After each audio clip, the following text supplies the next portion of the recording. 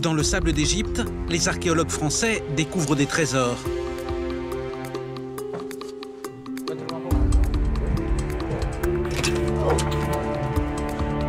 Au cœur de la plus prestigieuse des nécropoles, ils exhument les vestiges de la civilisation des pharaons.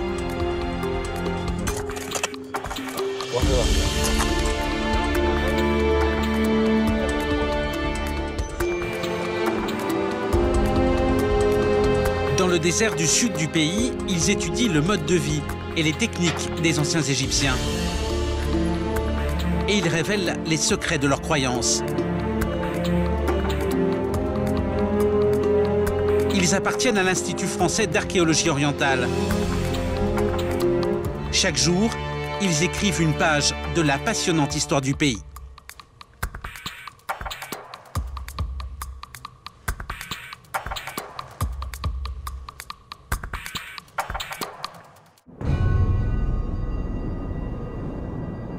À 30 km au sud du Caire, surplombant la vallée du Nil, voici la nécropole de Saqqara.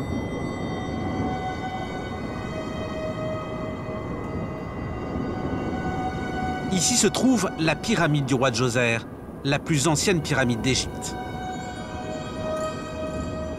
Il est 7 h du matin. Vassil Dobrev, archéologue français, arrive sur le site. Vous aimez bien ça, hein? Oui, on a une belle vue sur le site, là, comme ça. On se met à la place des Égyptiens, hein, qui avaient peut-être leur ville ici. Quelque part ici, il y avait les villes des pyramides, là. La nécropole est énorme, ça fait plus que 2 km. Hein. Et ça va là, vers le sud encore sur 7-8 km. Hein.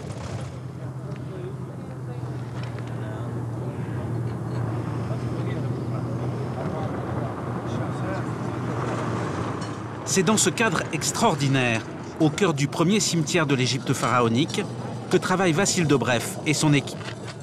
Une petite équipe d'une vingtaine d'ouvriers. Ils fouillent ici 6 mois par an.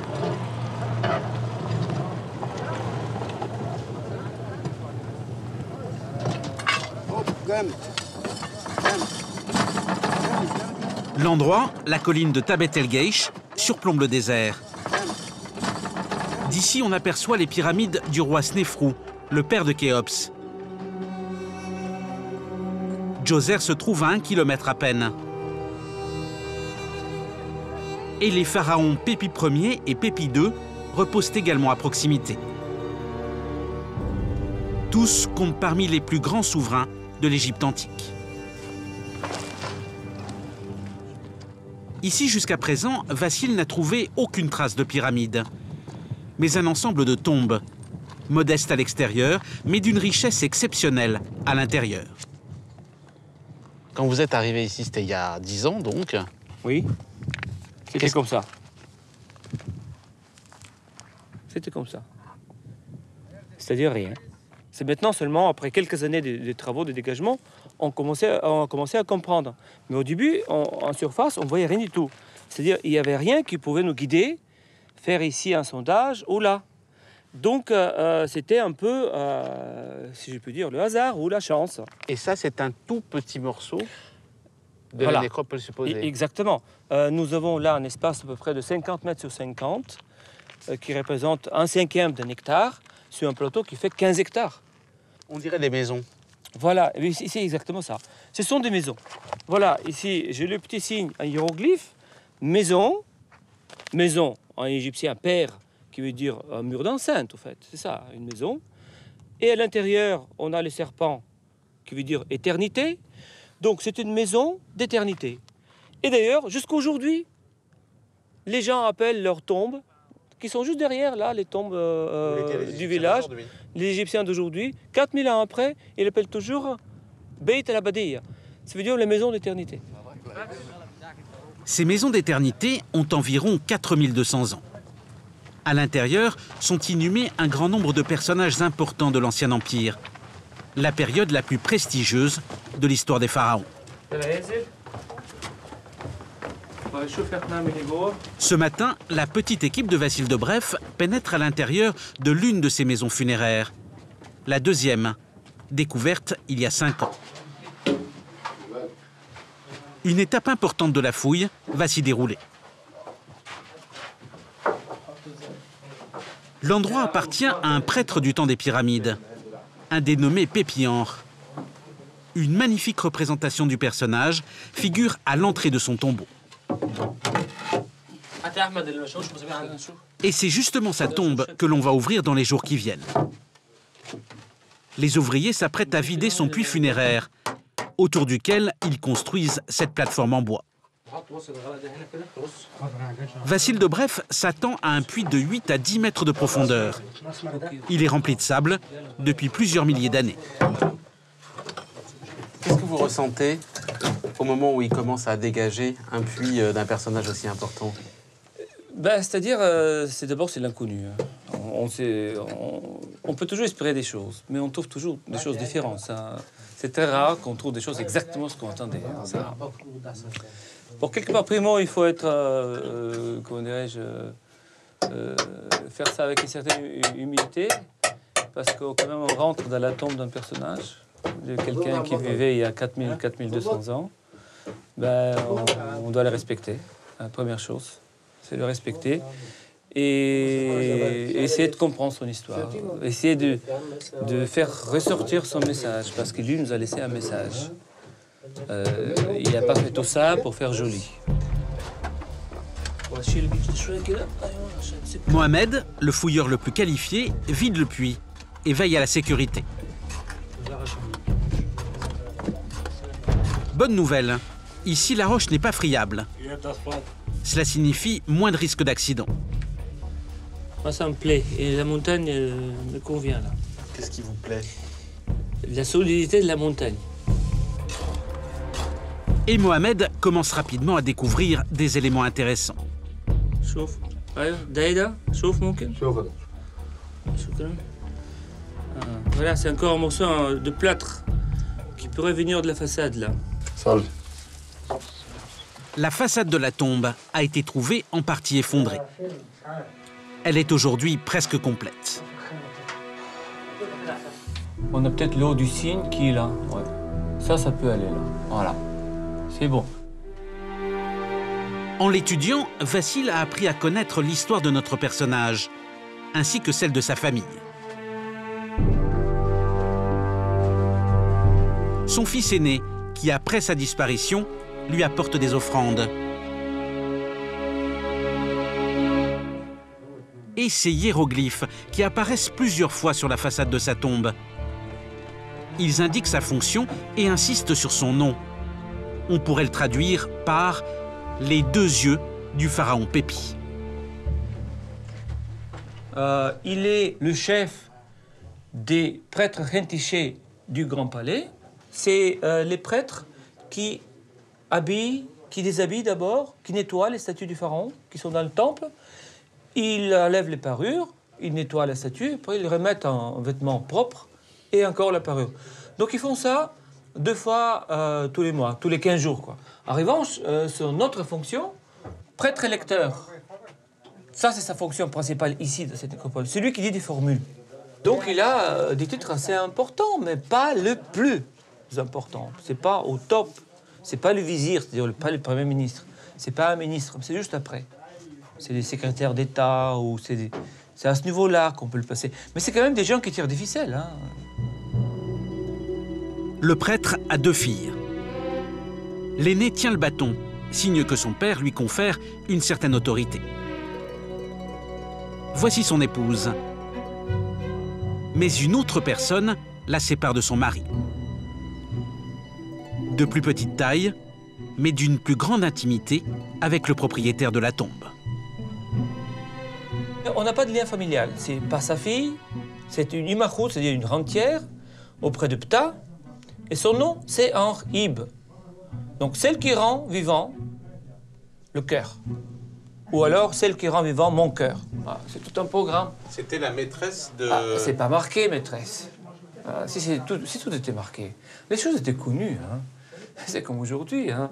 On va tel avec son épouse, puis la maîtresse, tout le monde la connaît, mais c'est pas marqué que c'est sa maîtresse. C'est pareil, ces gens-là.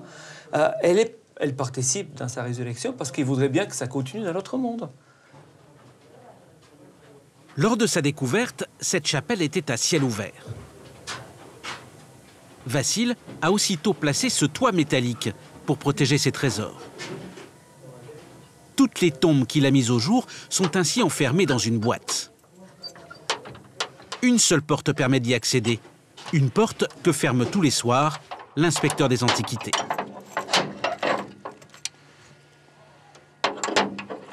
Pour être sûr qu'elle ne soit pas ouverte durant la nuit, puis refermée, il ajoute autour du cadenas son sceau.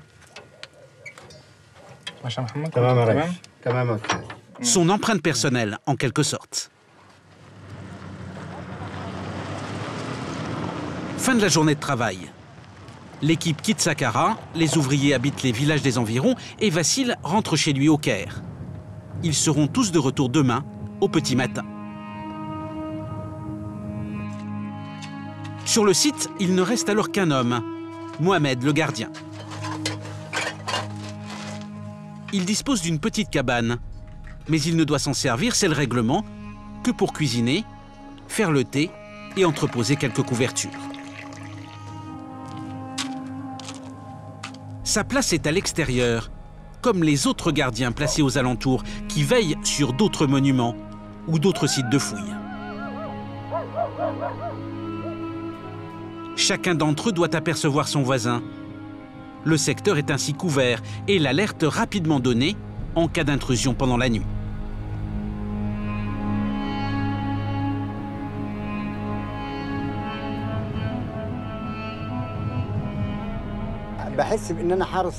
Je suis responsable du patrimoine de mon pays. Ça fait partie de moi. Ça ne peut pas me laisser indifférent. Tous ces monuments appartiennent à mon pays, à mes enfants, mes petits-enfants, et ils étaient aussi la propriété de mes grands-parents. Il est de mon devoir de protéger cet héritage. Ici, un simple grain de sable a pour moi beaucoup de valeur.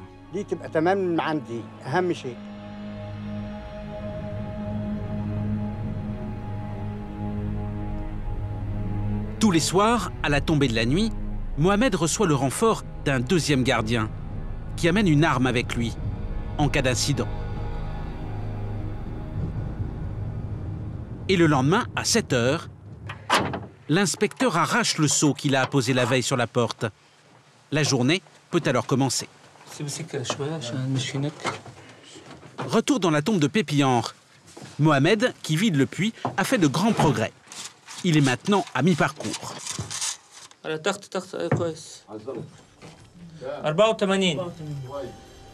4,80 m. Encore une bonne nouvelle. À cette profondeur, Mohamed trouve des indices intéressants. Le rocher a ainsi été percé à plusieurs endroits. Vassil pense que ce dispositif a permis de descendre de lourdes charges au fond du puits. Chez le maître. Voilà, là on peut accrocher quelque chose. On peut mettre une corde et avec ça on peut tirer, on a un point d'appui. Donc... Pour se souvenir de tous les détails, Vassil prend des notes sur son journal de fouilles. Tandis que Mohamed, qui continue de creuser, aperçoit le début d'une cavité. Ah, je touche quelque chose, c'est beau. Là, je suis à 1,50 m de profondeur au moins. Et ça peut être la chambre. On verra. La chambre funéraire, c'est possible. Mais il faudra encore 2 jours pour en avoir la confirmation. Mohamed continue de creuser, alors qu'en haut du puits, les ouvriers ont formé une chaîne pour évacuer le sable. Une chaîne qui traverse le site. Elle va d'une tombe à l'autre, d'une chapelle à la suivante.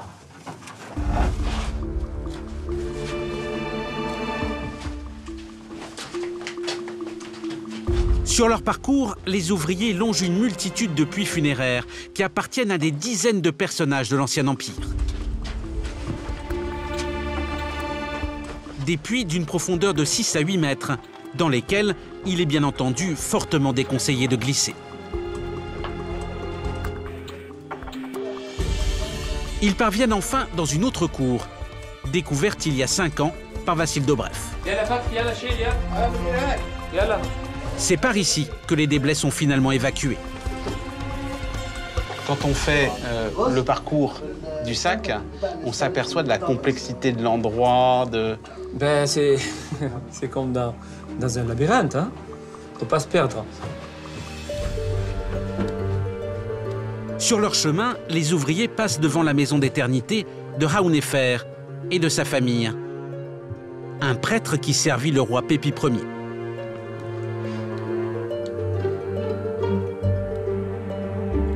Tout comme son voisin. Il s'appelle Roui. Il a vécu il y a environ 4200 ans.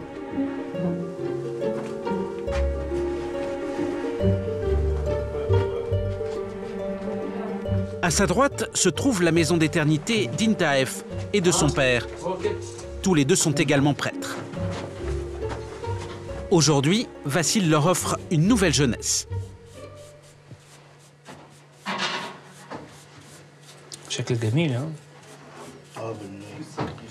Au cours des millénaires, certains blocs s'étaient brisés et étaient tombés au sol. Le chef restaurateur, Abeid, efface les dommages du temps. Moi, je voudrais remettre les blocs en place, parce qu'on les a trouvés tous. Donc pourquoi pas refaire un peu cette tombe, pas à 100%, mais disons un peu comme à l'époque. Je ne fais pas pour une certaine gloire ou pour que les touristes viennent le voir, c'est pour ce personnage-là qui nous a quand même laissé tout ça à nous. Il nous a laissé cette chance de le découvrir, de le montrer au grand public, mais d'abord c'est pour lui. Parce que c'est lui le propriétaire. Et c'est lui qui a eu cette idée-là de faire cette tombe ici. C'est ça, sa résurrection. Quand même.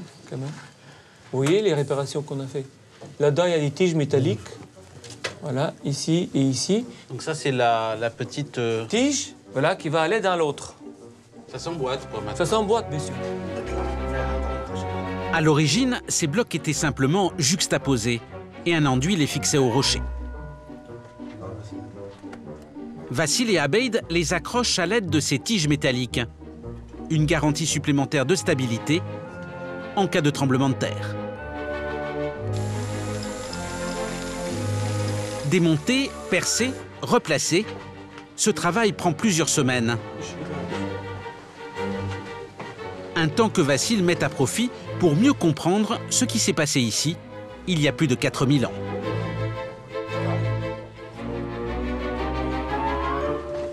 Là, on voit comment ça s'est vraiment facturé. On voit 1, 2, 3, 4, 5, 6 morceaux. Là, il y en a combien? Il y en a 1, 2, 3, 4, 5, 6, 7, 8, 9, 10 gros morceaux. Donc ça veut dire que quand ils ont construit ça, ils ont fait une erreur. Ils ont fait des dalles trop fines, qui n'ont pas supporté le poids qui était au-dessus. Et avec le temps, ça s'est fissuré, ça s'est cassé. Pour un dispositif qui devait durer pour l'éternité. Mais j'ai l'impression, oui, mais j'ai l'impression que quelque part, il s'est fait avoir par ces architectes-là. Hein. Parce que là, ils ont fait l'économie. Hein. Ça, j'attendais ici des blocs épais. Hein. Ça aurait été mieux. Mais finalement, il a vu le résultat côté extérieur, c'est magnifique. Personne ne voit ce qui se passe derrière. Pour comprendre tout ça, il faut être quasiment policier, hein.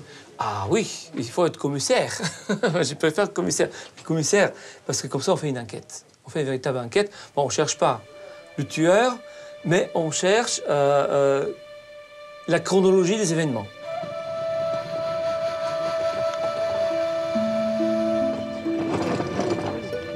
Jusqu'ici, Vassil a découvert 3 maisons d'éternité. Il s'apprête aujourd'hui à mettre au jour la 4e.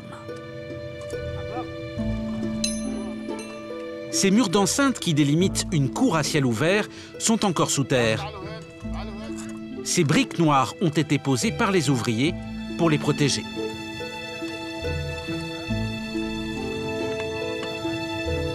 Et l'on peut déjà avoir un aperçu des merveilles qui s'y trouvent. Car Vassil vient de faire une nouvelle découverte. Un passage qui permet de se faufiler à 3 mètres sous le sable dans l'une des tombes de ce complexe funéraire.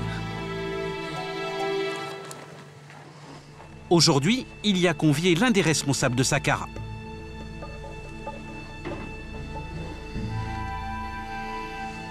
Ce qui émerge des déblais, c'est une stèle sur laquelle figure le nom du défunt. Vassil va tenter de l'identifier.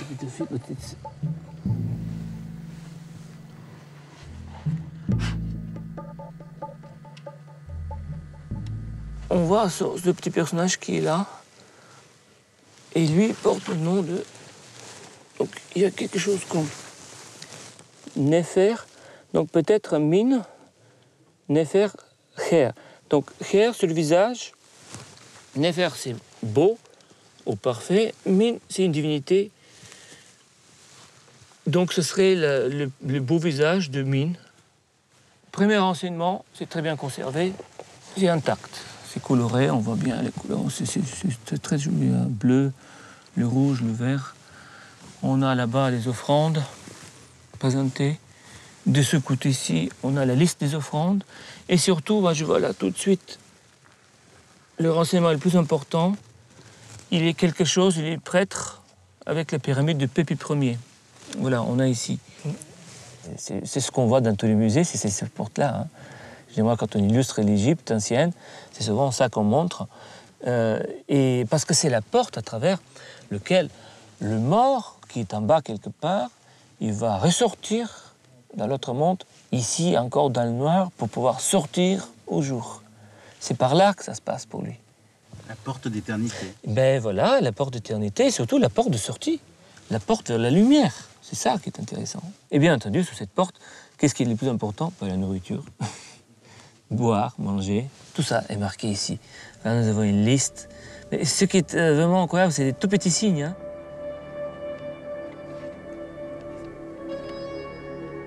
Fouiller à cet endroit ne sera pas une mince affaire. D'autant que Vassil voudrait procéder logiquement, en passant par l'extérieur, par cette porte, aujourd'hui ensablée. This is the entrance door, but it's very deep. Hein? Bon, le linteau est fissuré, on voit bien. Donc on a un travail de restauration important à faire.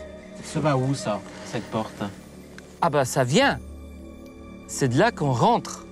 Nous, on est passé un peu comme les voleurs. On est passé par le passage, là-bas. Mais au fait, on doit rentrer par ici. Sur le linteau de la porte, une autre inscription qui accueillait autrefois les visiteurs. Pour la lire, Vassil utilise un vieux truc d'archéologue. C'est beautiful. L'inscription ici est bien plus belle. Hein. Here's the same. Je vois Semer Wati, donc l'ami unique, l'ami intime du pharaon. Imahu, donc celui qui est pensionné auprès des dieux. Meno Nefer Kher. Voilà, c'est le même nom. Donc on a 1, 2, 3, 4 fois le même nom. Donc on ne peut pas avoir de doute. On est bien dans la tombe de Meno Nefer Kher. Le beau visage du dieu Min, c'est le nom du personnage. Une tombe qui promet de belles surprises. Vassil va bientôt s'y consacrer, après en avoir terminé avec la tombe voisine, celle de Pépi-Henri. Car depuis 2 jours, Mohamed creuse sans relâche. Et il atteint maintenant les 7 mètres de profondeur. La chambre funéraire n'est plus qu'à quelques heures de travail. L'événement va se produire demain.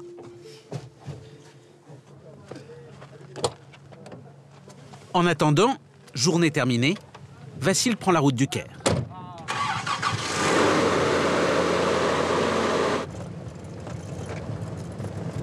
« 2 kilomètres de piste à travers le désert jusqu'à la sortie du site.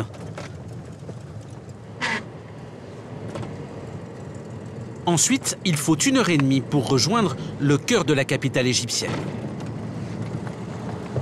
Saqqara, c'est la banlieue du Caire, finalement, aujourd'hui. Ben, c'est ce qu'on s'imagine, parce que sur les cartes, on voit Saqqara tout près, le Caire tout près. En fait, c'est assez loin, et puis la route n'est pas facile, hein. Même si ça, c'est une route d'il y a 3 ans. Elle est déjà dégradée totalement, il y a des trous partout. Et puis, ils conduisent. Nous, on doit s'adapter à leur conduite. Hein. Si on va conduire comme en Europe, on fait une catastrophe vite fait, bien fait. Hein. Ouais, voilà, vas-y. Voilà la famille. Femme, enfant, 2 enfants. Ça fait combien de temps que vous habitez le Caire? De façon permanente depuis 1995, donc ça fait quoi? Ça fait 15 ans. Avec les années, Vassil Dobrev, né en Bulgarie, français d'adoption, est aussi devenu un peu égyptien. Le périphérique du Caire, la traversée du Nil, au sud de la capitale.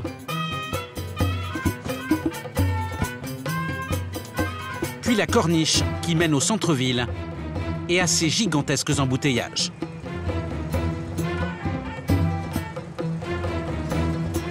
C'est un monstre cette ville. Hein. Ah oui, je crois que c'est la plus grosse ville du monde. C'est 22-24 millions d'habitants. Hein. Je crois que c'est plus que Mexico. Hein.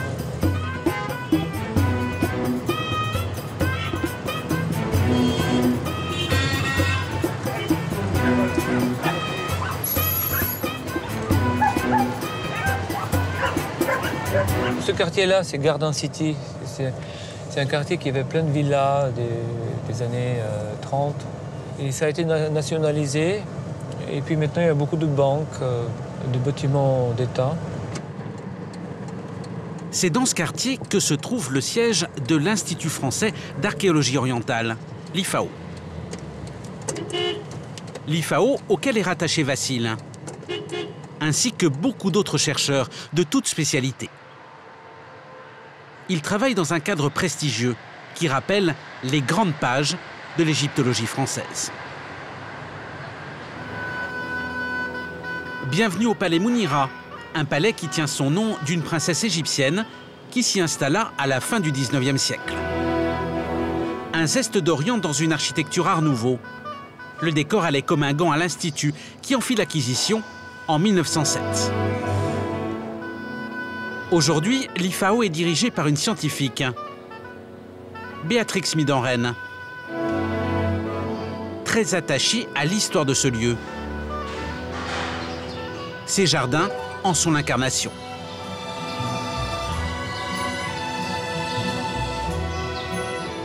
C'est une réminiscence, un souvenir de l'ancienne Égypte, d'une autre époque. Une époque où tous les bâtiments qui sont autour, qui constituent le Caire maintenant, n'existaient pas. Et où le palais Mounira se déployait dans des parcs et dans des jardins très vastes. On a gardé ce petit souvenir d'une Égypte du 19e siècle. Au fond du jardin se trouve l'imprimerie. Ce matin, exceptionnellement, fonctionne l'une des machines les plus anciennes de la maison.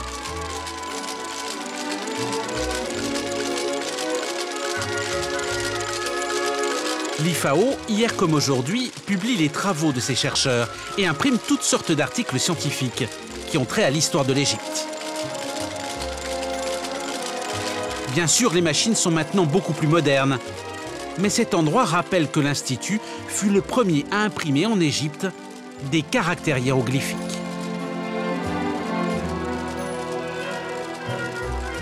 Cela permit de mieux diffuser les connaissances sur l'Égypte ancienne et d'alimenter l'une des plus grandes bibliothèques spécialisées dans l'étude du pays. Elle se trouve au premier étage du palais. Alors ici, c'est la salle de lecture pour le public extérieur à l'IFAO, dont évidemment beaucoup d'étudiants et de chercheurs égyptiens.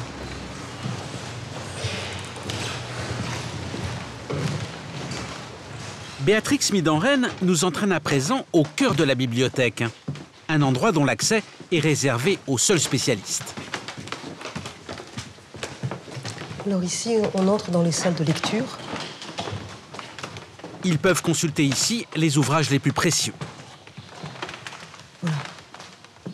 Ça, c'est la grande salle 1, qui est la grande salle d'égyptologie, qui est évidemment qui n'est fréquentée que par des chercheurs confirmés. Combien de volumes? Au total, 87 000. Ça en fait une bibliothèque de quelle importance? Une des plus importantes d'Europe, voire la plus importante d'Europe. Et évidemment, en Égypte, la plus importante. La fierté de Béatrix, ce sont les trésors de la bibliothèque de l'IFAO. Comme cette édition originale du milieu du XVIIe siècle, première tentative sérieuse de déchiffrage des hiéroglyphes. Elle est signée du cardinal Kircher, l'un des plus grands érudits de son temps. Autre ouvrage de grande valeur, le récit de voyage du Hollandais Corneille de Bruijn, 1698, le premier Européen à pénétrer à l'intérieur d'une pyramide. Notez que le sphinx de Gizeh n'est pas représenté de manière réaliste. L'explorateur prend quelques libertés avec les monuments d'Égypte. Tandis que 40 ans plus tard, en 1741, le Danois Frédéric Louis Norden en fait pour la première fois une description fidèle. Le sphinx est ainsi dessiné avec son nez cassé.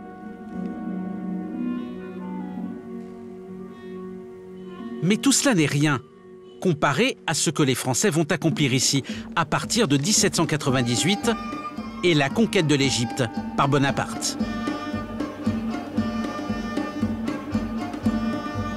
Car avec lui, le futur empereur emmène 160 savants de toutes disciplines, ainsi que des dessinateurs de très grand talent.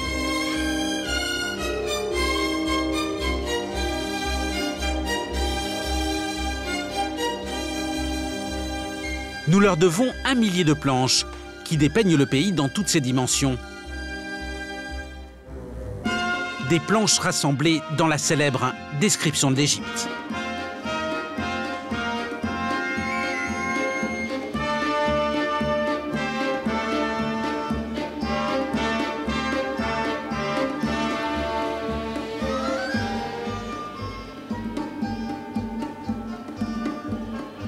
Les chercheurs de l'IFAO sont d'une certaine manière les héritiers de ces savants.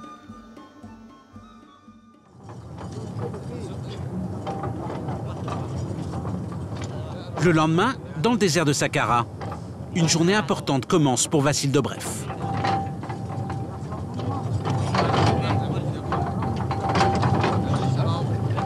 Il espère en effet percer les derniers secrets de Pépi-Henre et pénétrer dans sa chambre funéraire. Il rejoint donc Mohamed, son fouilleur en chef, qui vient d'atteindre les 7 mètres de profondeur. Mohamed a trouvé une grande pierre taillée. C'est quand même 1 mètre exactement. C'est pas mal. Vassil pense qu'il s'agit du linteau d'une porte d'entrée. 40 cm. Ouais, c'est la taille d'un linteau. C'est presque sûr maintenant. Mohamed n'a plus beaucoup d'efforts à fournir. La découverte est maintenant à portée de main.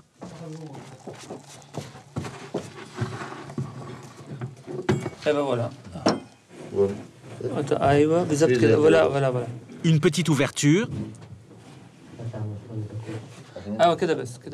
Une dalle brisée, sans doute par des pilleurs, qui ont pénétré dans la tombe dans l'Antiquité. Bah, c'est le cône de sable et c'est tout blanc. Les murs sont intacts, mais je vois pas de décoration. Donc on a une chambre intacte. On a ce petit cône de sable qui descend comme ça, voilà, très doucement. Ouais, c'est bien conservé. C'est du plâtre sur les murs? Non, c'est de la pierre.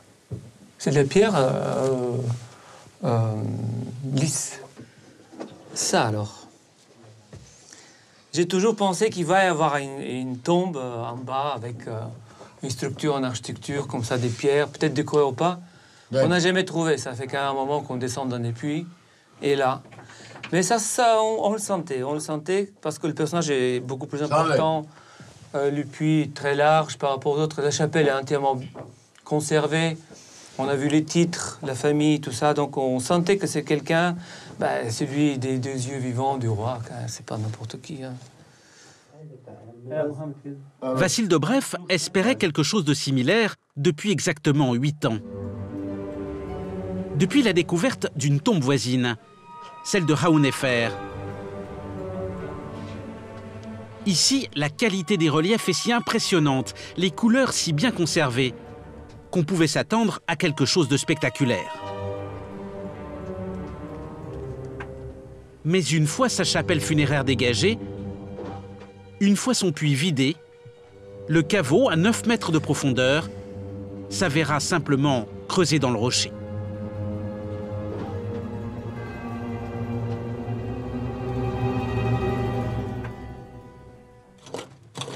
Ici donc, Vassil a découvert une architecture funéraire tout à fait nouvelle et très sécurisée. Bon, maintenant, nous, on a ici quelque chose qui a l'air tout à fait bloqué. Un bouchon. Oui. Une énorme pierre devant la tombe. Ou 2 pierres. هو في واحد تاني تحت. La Caneda. Vassil et Mohamed désirent bien sûr pénétrer dans la tombe. Et pour ce faire, ils doivent démonter le bouchon. Donc on prend toute la sécurité possible. Il ne faut pas que ça nous tombe sur la tête.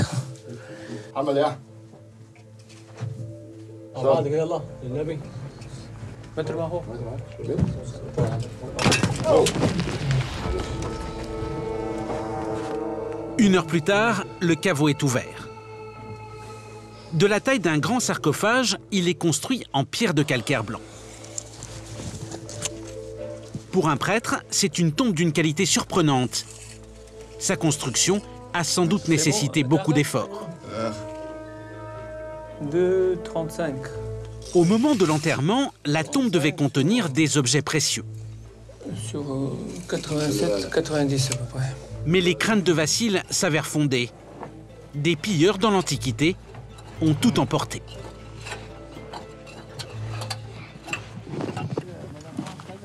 Il ne reste que quelques ossements à l'intérieur qui sont aussitôt transmis à l'équipe des anthropologues, installée sous l'une des tentes du chantier.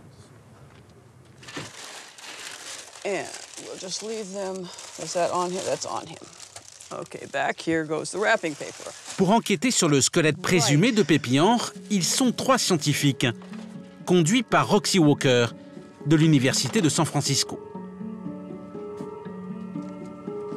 Et leur première déduction ne laisse pratiquement aucun doute.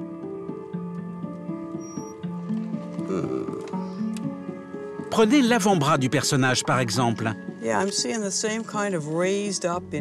Des traces très nettes dans la zone de l'articulation montrent de fortes attaches musculaires. L'homme était très musclé, explique Roxy. C'était sans doute un travailleur de force. Au point que l'ossature de son bras droit était nettement plus développée que celle de son bras gauche.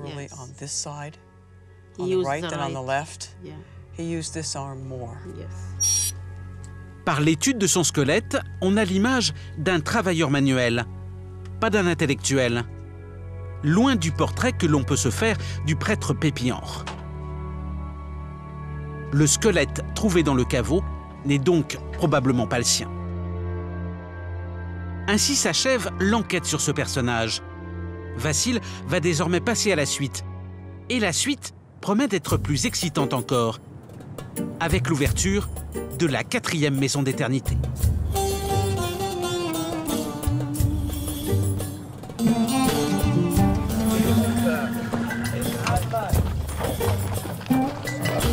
Deux jours ont passé. Les ouvriers rentrent de congé et se saluent comme s'ils se retrouvaient au terme d'une longue absence. C'est la coutume. En attendant l'arrivée de Vassil, ils boivent un thé avec le gardien.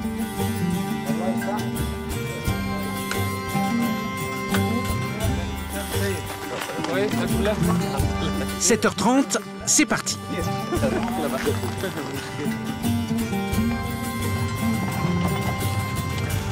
Le cours de la voie ferrée qui permet d'acheminer les wagonnets est modifié, car la fouille change de secteur.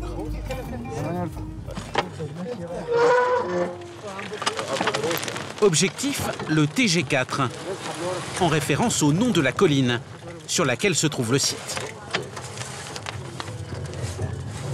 TG4, Tebetelgesh 4. On a Tebetelgesh 1, TG1, TG2, Pépianre, fameux là, maintenant qu'on connaît. Puis TG3, Rouy. Maintenant TG4, point d'interrogation, on ne sait pas. Ici, la fouille promet d'être surprenante, car à l'intérieur et autour de cette maison funéraire se trouve un autre cimetière. Un cimetière plus récent, un peu plus de 2000 ans, et par conséquent plus près de la surface. À moins d'1 mètre de profondeur, sous cette épaisseur de terre et de pierres compactées. C'est dans cette couche-là qu'on a trouvé des enterrements de la basse époque. Basse époque. Oui, c'est à peu près 6e, 5e siècle avant Jésus-Christ. À peu près cette époque-là, la 26e dynastie, 27e à ce moment-là. Vassil a vu juste. Une demi-heure plus tard, découverte.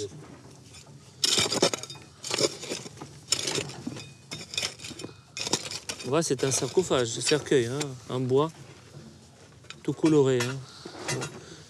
On a...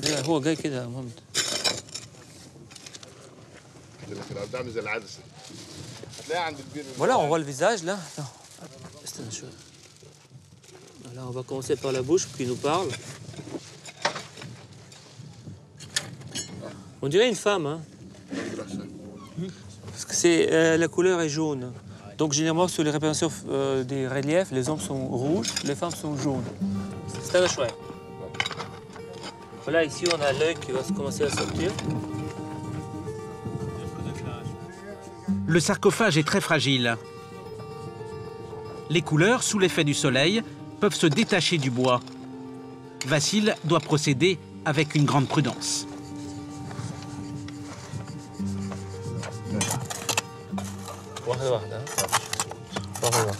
Warda warda, ça veut dire doucement, doucement. Anna, quoi. Anna. Mais il doit également agir avec rapidité, car l'archéologue ne doit jamais faire confiance à sa seule mémoire. Il doit tout écrire, dessiner, documenter. Donc c'est ici que j'ai mesuré. Donc j'ai marqué pas de barbe. On note jamais assez, hein. Ça c'est clair. Hein. Moi j'aimerais bien avoir une secrétaire ici à côté qui note tout, mais enfin bon. Il y a un peu de rouge là, tiens. Quelques fragments se sont détachés. Ils seront ensuite recollés, mais le sarcophage est entier, hormis sa partie inférieure, que l'équipe a trouvée brisée. Parce que là c'est cassé. On va laisser ça comme ça pour l'instant, parce que cet élément a bougé. Hein. 1 heure plus tard, le travail de dégagement est terminé. Mais Vassil s'attend à autre chose à proximité.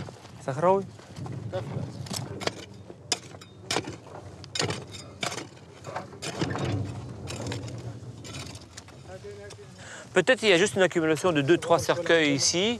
Après, il n'y aura peut-être plus rien. Peut-être c'est quelque chose de familial qui sont mis là. Puis après, c'est pas obligé que ce soit comme des sardines. Hein. Ça peut être juste des zones. Mais le même niveau. Voilà, c'est exactement le même niveau. C'est sous cette couche de tafla compacté, voilà, qui paraissait comme de la montagne. Ben voilà, nous, on est au-dessus. Actuellement, on est au-dessus. C'est très dur. Hein. Tellement dur qu'on peut penser que c'est la montagne. Hein. Solide. Quelques minutes ont passé quand la fouille lui donne à nouveau raison. Deuxième découverte.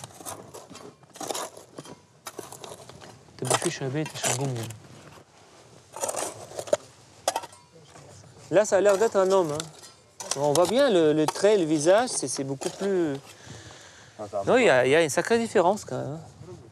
L'orientation de ce sarcophage, il est vers l'ouest, lui. Contrairement au précédent, est conforme au rite de l'Égypte ancienne.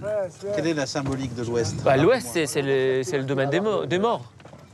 C'est Osiris, c'est la terre d'Osiris. C'est là que le soleil se couche. C'est là que le soleil meurt dans l'esprit des gens. Et donc, il se lève à l'est, il naît, il se couche à l'ouest, il meurt. Enfin, dans l'esprit, après il renaît, quoi. Et donc, l'ouest, c'est l'orientation par excellence. La tête vers l'ouest. Donc lui, il est parfaitement ouest. Hein, voilà.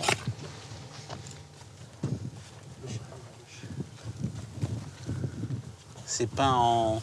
Non, c'est pas en blanc. C'est... Le bois est solide. Hein.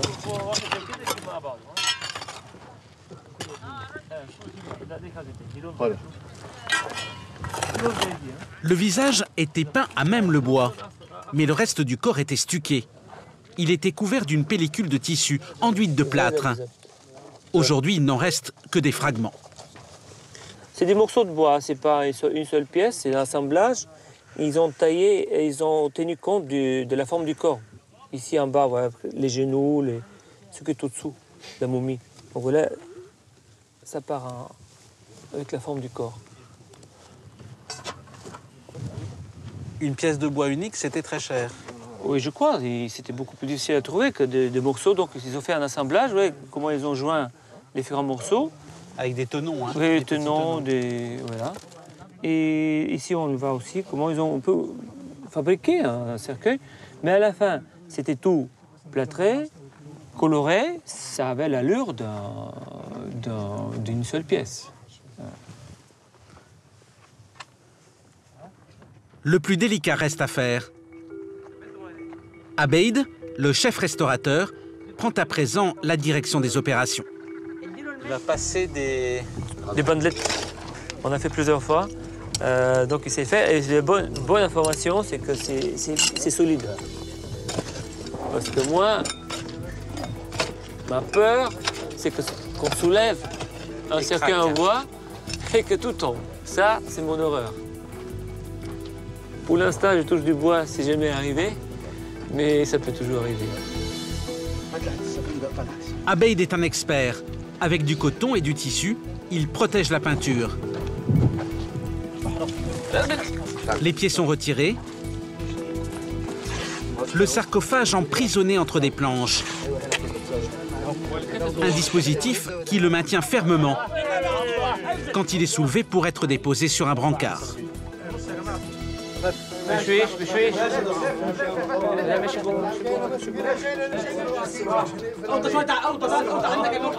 Il pèse plus de 100 kilos.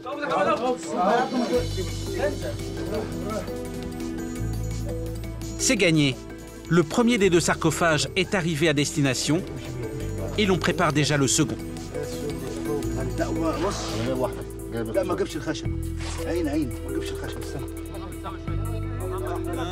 Il est acheminé comme le précédent dans l'une des tombes de l'Ancien Empire, la tombe de Pépianre.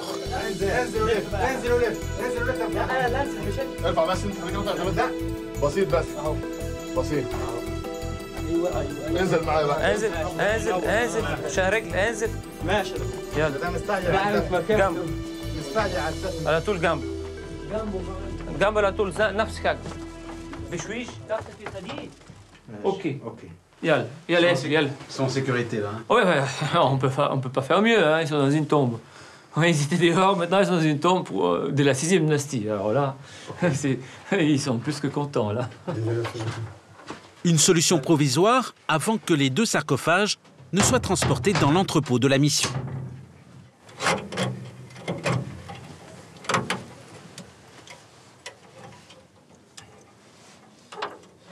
Il met le seau et jusqu'à demain. Oui, c'est son nom. C'est son nom qui est dessus, donc c'est sa responsabilité. Donc voilà, jusque demain, c'est bon. Demain, on va les casser, on va les détruire, parce que pour que quelqu'un ne puisse pas les réutiliser, on fait exactement comme à l'Ancien Empire. Et c'est là qu'on trouve les seaux, généralement, à côté des portes. Hein. Ils cassaient, ils détruisaient, et puis il restait quelques traces, parfois, sous les seaux. Donc c'est la même procédure. Sur 4000 ans, c'est la même chose. Allez. Dans l'Antiquité, les seaux étaient en terre cuite. Ils sont à présent en plomb.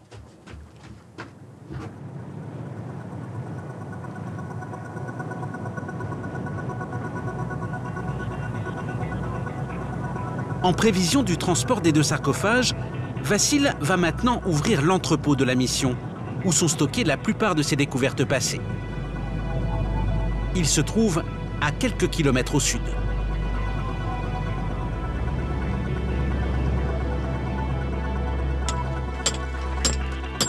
Par mesure de sécurité, la porte est murée quand Vassil ne travaille pas sur le site.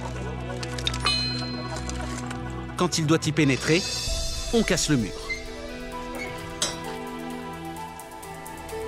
À l'intérieur, il y a déjà une vingtaine de sarcophages, en bois ou en terre crue.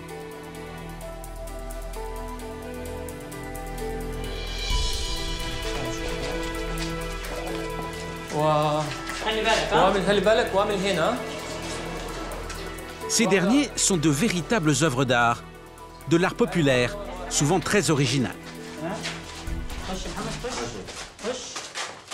Le préféré de Vassil est en revanche un grand classique.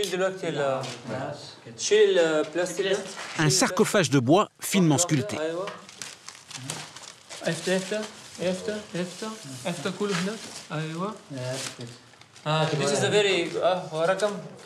It is one piece, you see? It's not very often, one piece. And they made a reparation, Et c'était fait à une seule pièce, le couvercle, et puis ils ont fait une petite réparation ici. Et les yeux sont incrustés un petit peu, peint blanc. C'est un cercueil typique de la 26e dynastie, de cette basse époque qu'on trouve. Et bien sûr, à l'intérieur, il y a une momie.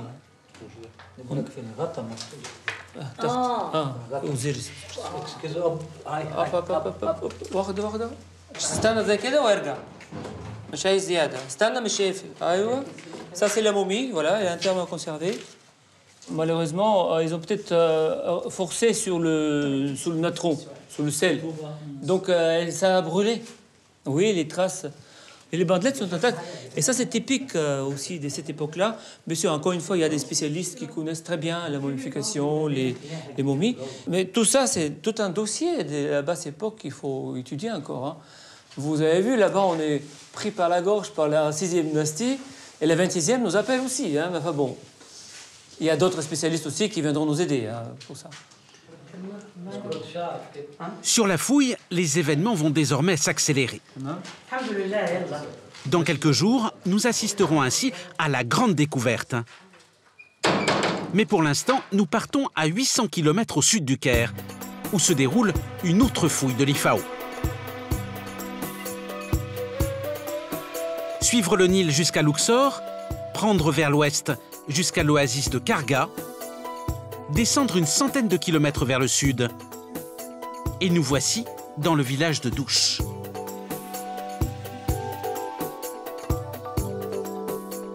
À vrai dire, le village est minuscule, mais le désert autour de lui est immense. À l'écart de la vallée du Nil, ce n'était pas le meilleur endroit a priori pour faire de grandes découvertes. Et pourtant...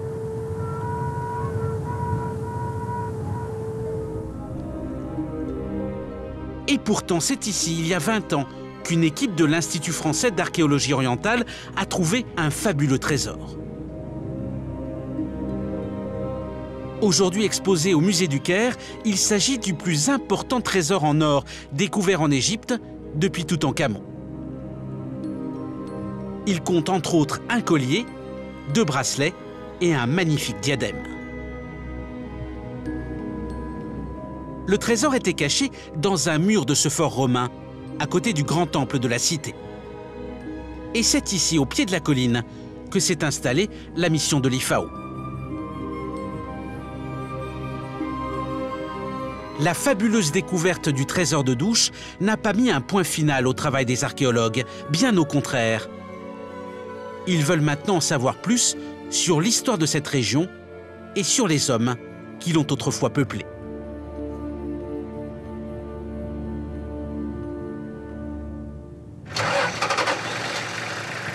Le lendemain matin, il est 6 heures. Béatrix Midenren est au volant.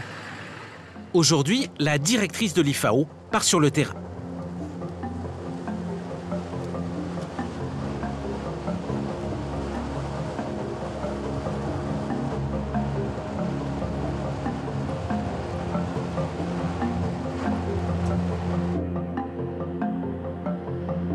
Direction à une quinzaine de kilomètres de la maison de fouille, au cœur d'un paysage désertique d'une grande beauté, un campement nomade.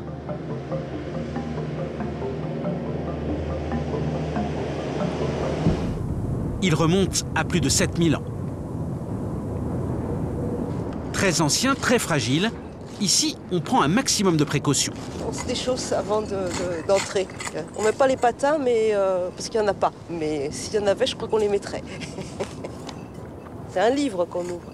Donc si on se met à mettre des grosses taches d'encre sur les mots, on ne peut plus lire. Donc si on piétine les structures, si on piétine les couches, à ce moment-là, on ne va plus comprendre grand-chose. À cet endroit coulait autrefois une source artésienne, suffisamment d'eau pour créer un petit oasis. Qu'est-ce que c'est? C'est une dent de bœuf. De quelle époque? Ici, on est 5e, 4e millénaire. Et donc, on sait déjà que les animaux domestiques sont dans la région depuis plusieurs millénaires. Mais quand on a des gros échantillons, on peut commencer à comprendre un peu comment ils élevaient les animaux, s'ils les élevaient pour la viande, pour le lait, pour le travail, pour la peau. Avec ça? Avec ces petits indices-là? Avec ces petits indices-là. Mais il en faut beaucoup pour essayer de comprendre, par exemple, à partir des dents, on va essayer de comprendre à quels âges ils ont tué les animaux. Et donc l'âge d'abattage des animaux va varier selon ce qu'on veut tirer des animaux. Du lait ou de la viande ou de la peau, des choses comme ça. C'est quand même particulier au milieu du désert égyptien avec un pinceau et un ustensile de dentiste. Hein. Ça c'est vrai. C'est vraiment l'idéal pour dégager les petits ossements, les petits fossiles. Parfois les os, notamment les ossements ou les graines ou les charbons sont tellement fragiles que ne serait-ce qu'un coup de pinceau et ça peut abîmer.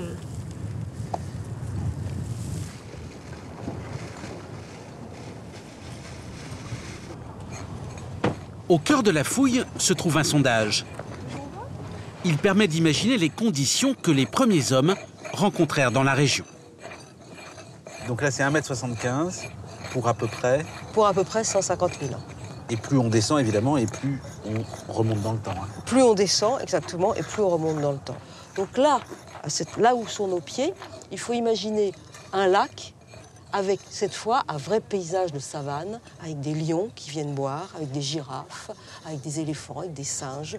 Enfin, c'est extraordinaire. Et à partir d'ici jusque-là, jusqu'à la surface, vous voyez, il n'y a plus que du sable. Et qu'est-ce qui permettait aux hommes de survivre? Uniquement les puits artésiens. Donc pour moi, ça a toujours été une grande fascination dans mon métier d'archéologue, c'est d'entendre, d'écouter ce que nous disent les gens d'il y a longtemps. Il y a très longtemps. D'il y a très longtemps. Mais c'était des gens comme vous et moi. C'était des homo sapiens sapiens. Ils pensaient. C'était nous. Hein, on n'a pas. Notre technologie, elle a complètement explosé en 50 ans. Même pas 100 ans, hein, 50 ans, on peut dire. Mais nous, dans notre cerveau, dans notre mode de nous, on était les mêmes que les types qui étaient là, mais strictement les mêmes. Sur cette échelle, Béatrix peut photographier le résultat de plusieurs semaines de travail. Et en particulier, ces nombreuses cavités circulaires.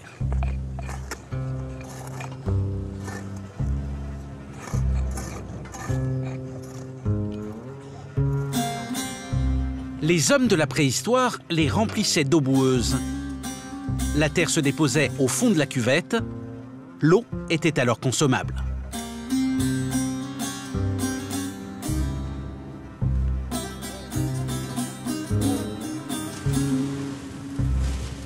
Autour de la source, les nomades s'étaient naturellement installés.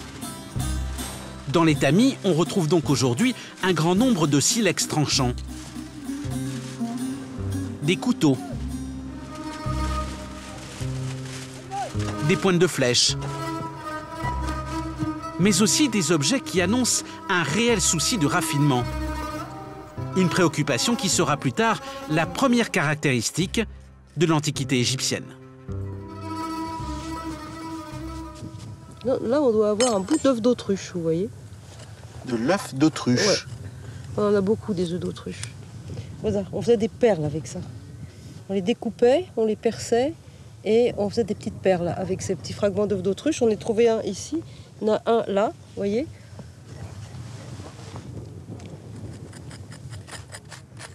L'humanité a commencé à se parer en prenant des petits bouts de machin comme ça et puis en faisant des trous.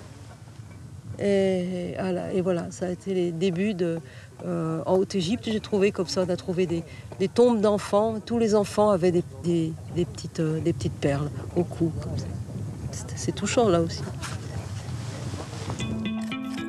Dans cette oasis se trouvait un atelier de perles d'autruche. Avec ces perçoirs, retrouvés en grand nombre par les archéologues, on taillait des anneaux, avec lesquels on fabriquait des colliers. Plus tard, quand les sources artésiennes se tarirent, les hommes quittèrent le désert et s'installèrent dans la vallée du Nil. Mais la région n'en fut pas pour autant oubliée. À 20 km de là se déroule ainsi un autre chantier de l'IFAO. On change d'endroit et on change d'époque. Ici, tout commence il y a 2400 ans, quand les Égyptiens adoptent de nouvelles techniques d'irrigation. La fouille est dirigée par Michel Wuttmann. Ce matin, ces ouvriers vident les canates. Des ouvrages presque invisibles en surface, mais très spectaculaires sous la terre. Les canates, ce sont ces gigantesques entailles creusées dans la roche. Avec les millénaires, elles se sont remplies de sable. Du sable que les ouvriers sont chargés d'évacuer. Une entaille de 8 mètres de profondeur sur 1 mètre de large et plusieurs centaines de mètres de long. C'est ainsi que les hommes de l'Antiquité ont trouvé l'eau qui leur manquait. Ah bah, il reste de l'humidité, ça c'est sûr. Hein. Bon, il n'est pas assez pour que de l'eau suinte des parois, mais il y a quand même, il reste de l'eau dans les pores de la roche. Ça,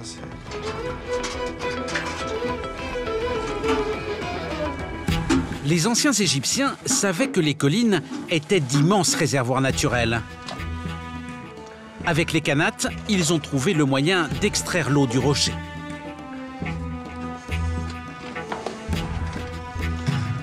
Elle coulait le long des parois et ruisselait jusqu'au pied des collines.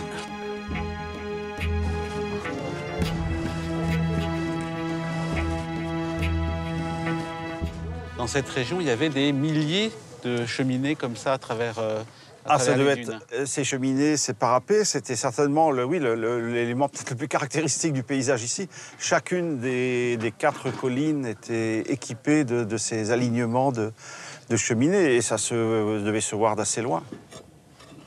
Il faut donc imaginer ici des arbres, des champs et bien sûr des habitations. Tout fut abandonné quand l'eau des canates vint à manquer, il y a environ 1700 ans. Le temple du village ferma alors ses portes. Un édifice modeste, construit en briques crues, où les archéologues ont pourtant fait une découverte étonnante.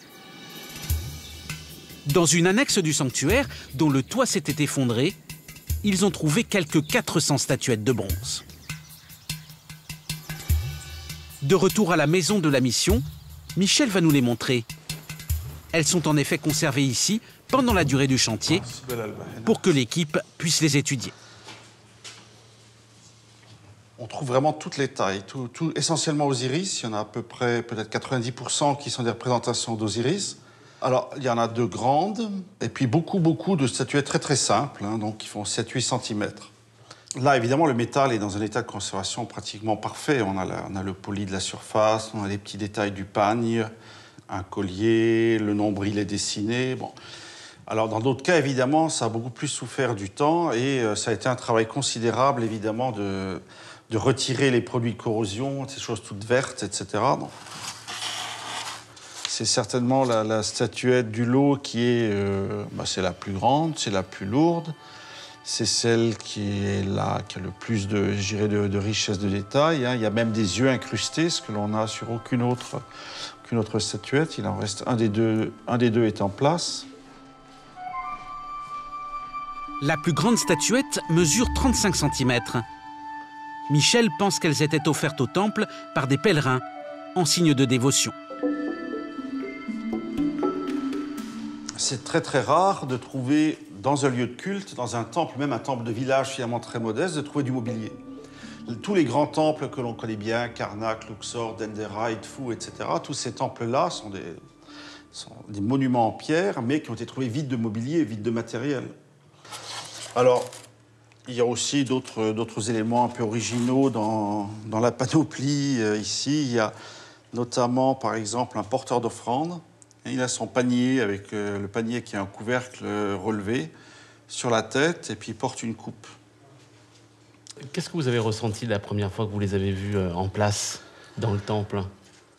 C'était une très grande surprise. Elle dit, oh là là, c'est... Bon, évidemment, tout en place, c'était totalement inattendu, merveilleux. Et puis alors tout de suite, 5-10 minutes après, toute la charge, toute l'information qu'il faudra organiser, dépouiller, trier, analyser. Et on s'est dit, voilà, on a quelques années de travail devant nous maintenant pour exploiter tout ça.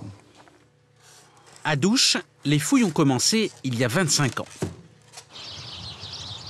Et avec les années, l'équipe s'est installée, construisant ainsi cette magnifique maison à l'architecture si originale.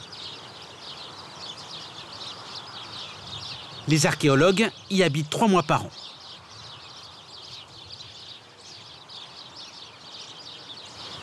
Donc ça, c'est chez vous, hein? Alors, c'est chez nous sans être tout à fait chez nous. C'est-à-dire que c'est l'IFAO qui a construit cette maison pour pouvoir travailler sur place. Mais on est sur un site archéologique malgré tout, donc on n'est pas propriétaire des lieux. On a essayé d'imaginer un peu comment sortir du rectangle banal, tout en utilisant les matériaux qui sont ceux de l'environnement. De la terre, peut-être un peu de verre coloré, mais qu'on voit surtout la nuit, des briques crues, de la paille, du sable, des galets, et beaucoup de choses récupérées, réutilisées. Quant aux ouvriers, ils ont leur propre bâtiment. Ils viennent de Luxor, à 300 km, une distance trop importante pour qu'ils puissent rentrer chez eux, même pour les jours de congé. Ainsi, le lendemain, c'est l'Aïd el-Kébir, la grande fête musulmane. Comme chaque année, ils sont invités par Michel pour un goûter dans la salle commune.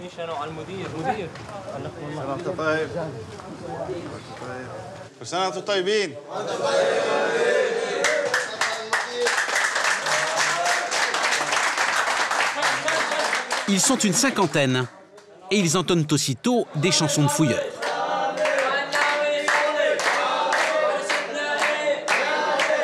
Il y a des accents religieux dans les paroles de ces chansons, mais aussi beaucoup de plaisanteries.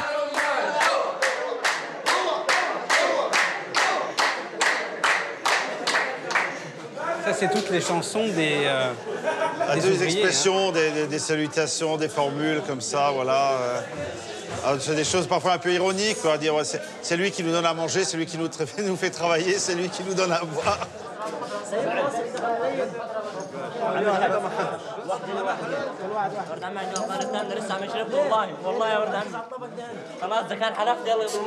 Les ouvriers de Luxor sont de l'aventure depuis le début. Leur père était là, leur grand-père était là. Donc, il n'y a pas si longtemps, j'ai revu des photos noir et blanc de la campagne de 76. Puis j'ai essayé de reconnaître les gens sur les photos, parmi les ouvriers surtout, donc, avec l'aide de leurs enfants, de leurs petits-enfants. Bon, dire, ben, ça c'est mon père, ça c'est mon grand-père, enfin bon, etc. On y retrouve. Oui, tout ça c'est une affaire de famille. Ah, c'est en partie, une grande partie, une affaire de famille, voilà, de famille au sens large, oui. Oui, oui.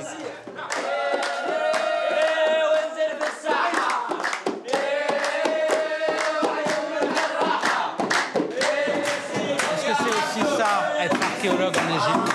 Ah, c'est certainement ça aussi, parce que pour, disons, y vivre de manière permanente toute l'année, de s'imprégner, il faut être un petit peu en symbiose, quoi. Bon, on reste soi-même, on a sa propre culture, on a son passé, on a sa place, sa position. Mais bon, on arrive à se baigner un petit peu, à se mettre là-dedans et à en profiter, à apprécier les messages qui sont portés par tout ça. Puis bon, très modestement, parfois, essayer d'en transmettre aussi. Voilà. Avec les moyens du bord, les ouvriers improvisent un orchestre. Ils dansent ensuite jusqu'au coucher du soleil, sur des airs typiques des villages du sud de l'Égypte.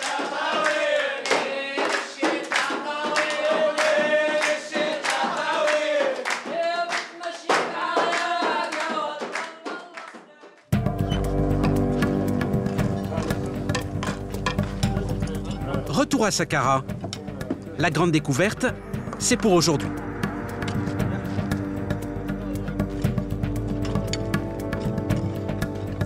Vassil donne instruction aux ouvriers de poursuivre le dégagement de la fameuse 4e maison d'éternité. Et une fois encore, il va y avoir des surprises.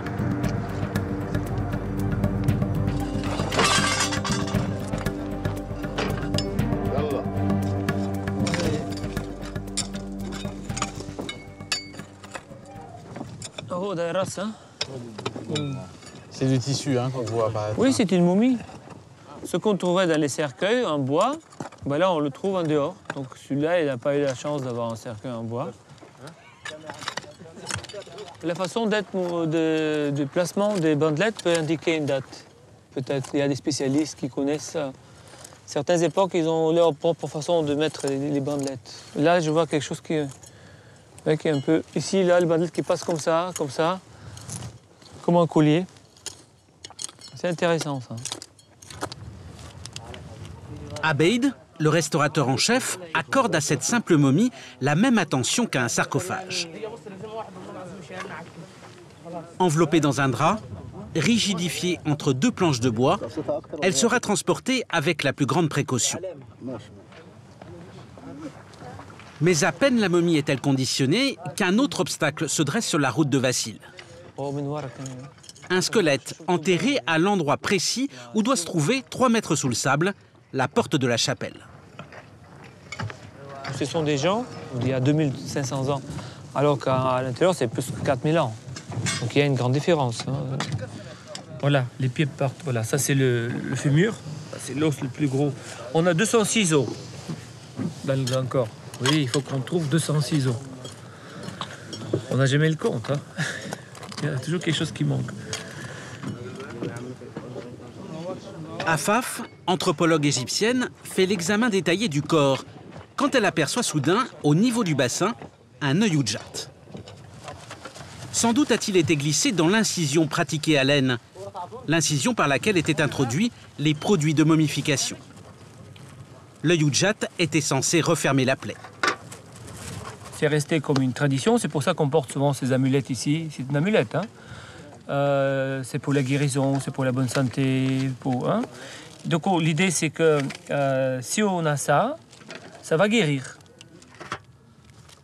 À présent, la voie est libre. Voilà. Il faut seulement retirer quelques centaines de sacs de sable. Des sacs qui sont évacués vers une autre tombe, celle de Haounefer.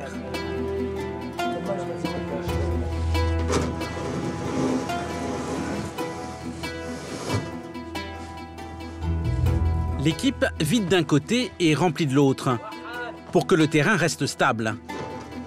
Car la nécropole est un gruyère, et si les puits restaient ouverts, les maisons d'éternité ne manqueraient pas de s'écrouler.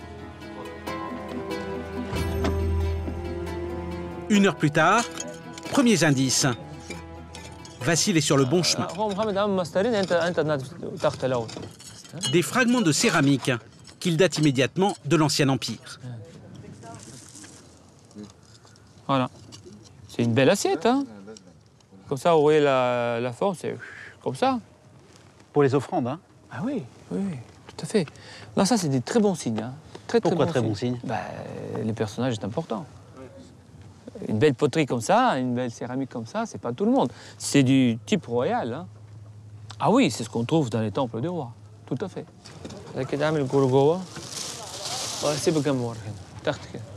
Mais voici qu'une nouvelle difficulté se présente. Ce mur de briques crues qui s'est effondré à la suite d'une forte pluie. Cet amas de boue très compact ne sera pas sans conséquence sur la suite de la découverte. Car Vassil touche maintenant au but. Le linteau de la porte vient d'apparaître. Oui, ça descend là. Attends, ça descend là parce que ça va sous la porte, là, sous le linteau. Surprise, en creusant autour de la porte, les ouvriers s'aperçoivent qu'un puits a été aménagé à cet endroit. Vassil imagine que dans l'Antiquité, le mur effondré a bouché l'entrée de la tombe et qu'un passage a été pratiqué pour y pénétrer.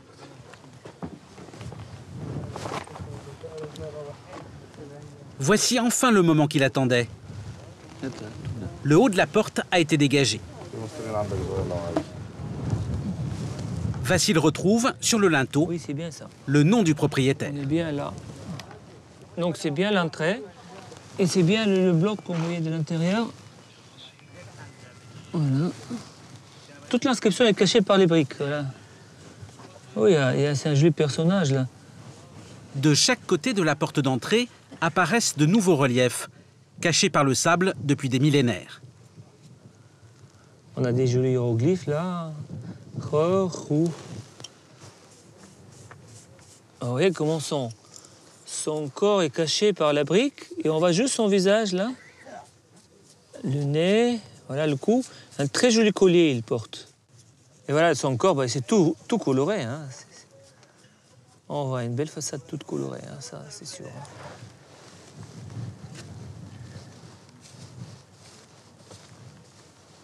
Le joli visage de mine. Oui, le beau visage de mine, oui. Il est là-dedans.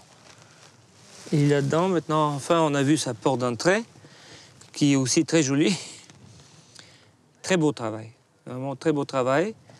Maintenant, ici, de ce côté-ci, il doit y avoir une décoration, mais c'est derrière les briques. Vous voyez, c'est complètement scellé. Hein. On voit, c'est très net. Bien entendu, par la suite, nous, on sera obligés d'enlever ces briques pour dégager la façade. Mais ça va être un sacré travail parce que c'est très, très dur. Hein. Alors, on va, maintenant, c'est avec les millénaires, hein. C'est devenu dur comme du béton, quoi.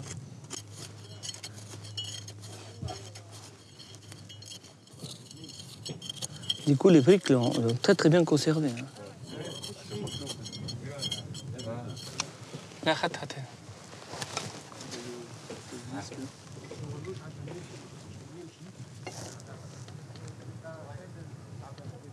Quand un visage comme ça apparaît, c'est un nouveau, hein, finalement, dans la galerie de portraits que vous avez déjà. Je crois que c'est tout à fait un nouveau, surtout avec cette période comme ça longue aussi. Mais je vois pour l'instant seulement le titre de prêtre-électeur. Donc c'est peut-être le prêtre du prêtre. Ça serait intéressant. Le prêtre du prêtre? Bah, bien sûr. Ces prêtres-là, quand ils sont importants, ils ont des prêtres. Donc c'est possible que c'est un prêtre-électeur qui travaille pour notre prêtre, ou c'est son fils, ou quelque chose comme ça. Il y a une émotion encore pour vous, après avoir découvert tant de façades, de tombes, de reliefs? On est toujours dans l'émotion, ça c'est sûr. On est dans la passion. Si on n'a pas de passion, on ne fera pas ce métier. Parce qu'on donne beaucoup de soi-même, énormément. Et donc, c'est évident qu'il y a des récompenses comme ça. Ça nous fait plaisir, c'est sûr. Maintenant, il y a tout à faire. C'est comme un enfant. On ne va pas le laisser sur la rue. On va l'habiller, on va l'éduquer, on va s'en occuper. Voilà, ben, c'est la même chose. Voilà. C'est mon dernier enfant. Même si je n'ai pas d'autre. Mais c'est très beau, là, c'est vraiment joli. Hein. Ça, je suis content. Hein.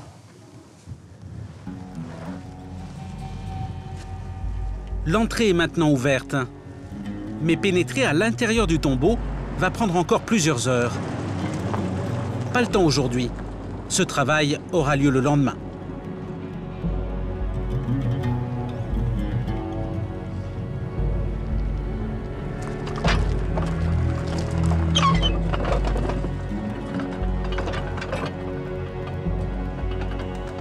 « 7h30 le jour suivant. Les reliefs qui décorent les montants de porte sont mis au jour par Mohamed. Protégés de la lumière depuis plusieurs millénaires, les couleurs sont intactes. Le propriétaire de la tombe y apparaît avec ses proches.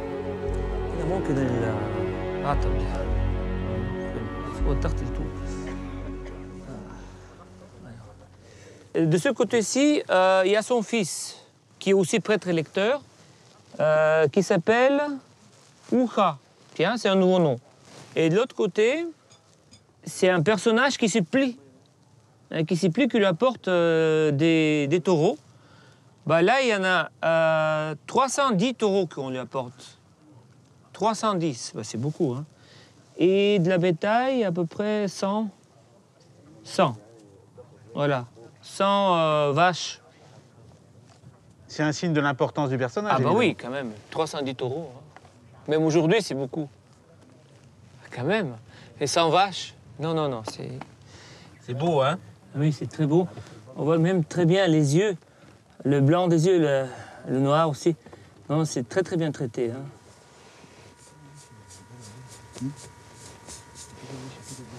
Quelques minutes de contemplation, et Mohamed reprend son travail de dégagement, jusqu'à pénétrer dans la tombe.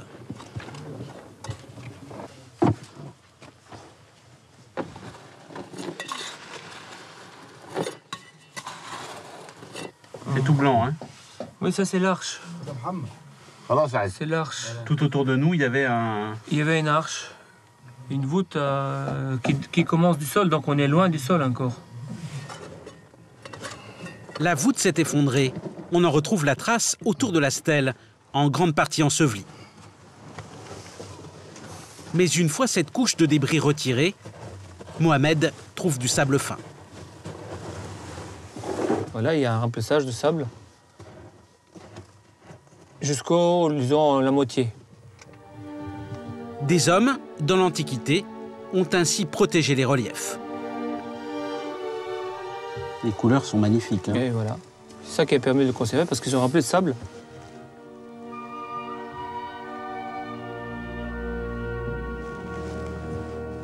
Donc là, il est assis devant une table avec des offrandes, avec des pains. Là, c'est marqué 1000 telle offrande, 1000 pains, 1000 bières, 1000 grosses bétails, petites bétails, etc. 1000, ça veut dire beaucoup, en fait. Comme aujourd'hui, on dit 1000 merci, c'est pareil. Hein. Tout le texte est inscrit en vert. Le vert, c'est la couleur de la résurrection. Monsieur Osiris, il est vert. Vert comme les plantes vertes, c'est-à-dire les plantes qui chaque année repoussent. Donc c'est un genre de résurrection, un genre d'éternité. Et ce sont des couleurs qui sont très fragiles, comme le bleu, le vert ici. Et là, on a la chance de les avoir entièrement. Donc on a au fait une image intacte d'il y a 4200 ans.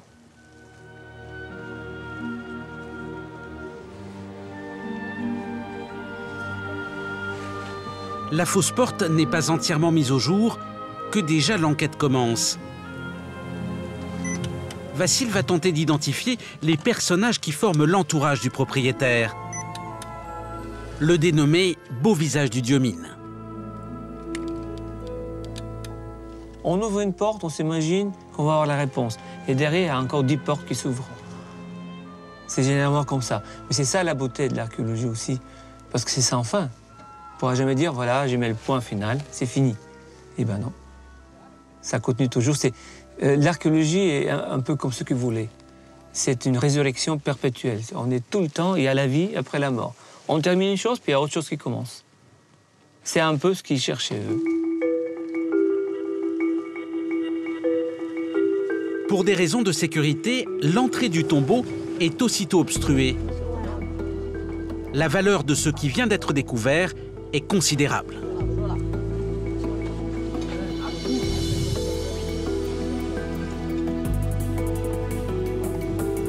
L'accès sera fermé tant que Vassil et son équipe n'auront pas, comme sur les autres maisons d'éternité, installé un toit métallique.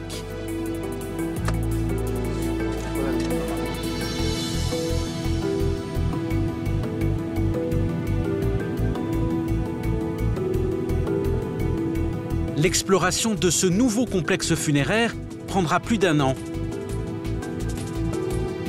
Imaginez le temps qu'il faudra pour le reste du site. Il fait 15 hectares.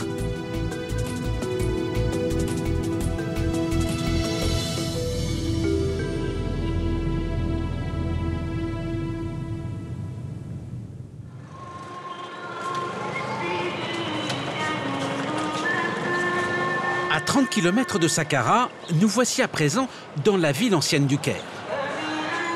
Le Caire et son immense patrimoine islamique. Une autre équipe française s'y intéresse de très près. La ville fut fondée par les Fatimides, originaires de Tunisie, qui firent la conquête de l'Égypte il y a 1000 ans. Ils nommèrent leur nouvelle capitale Al-Kahira, en arabe, la victorieuse. Depuis, les dynasties s'y sont succédées, chacune apportant son style. Aujourd'hui, le Caire est ainsi un condensé de l'architecture islamique. Le lendemain, le vent s'est mis à souffler et l'atmosphère, à l'ordinaire très poussiéreuse et très polluée, est devenue irrespirable. D'autant que nous sommes ici sur un site de fouilles, un autre chantier de l'Institut français d'archéologie orientale. Stéphane Pradine en est le responsable. Il accomplit ici un travail considérable. Stéphane met en effet au jour un monument de très grande dimension. L'enceinte du Caire médiéval, bâtie il y a plus de 800 ans. Elle était jusqu'ici totalement ensevelie.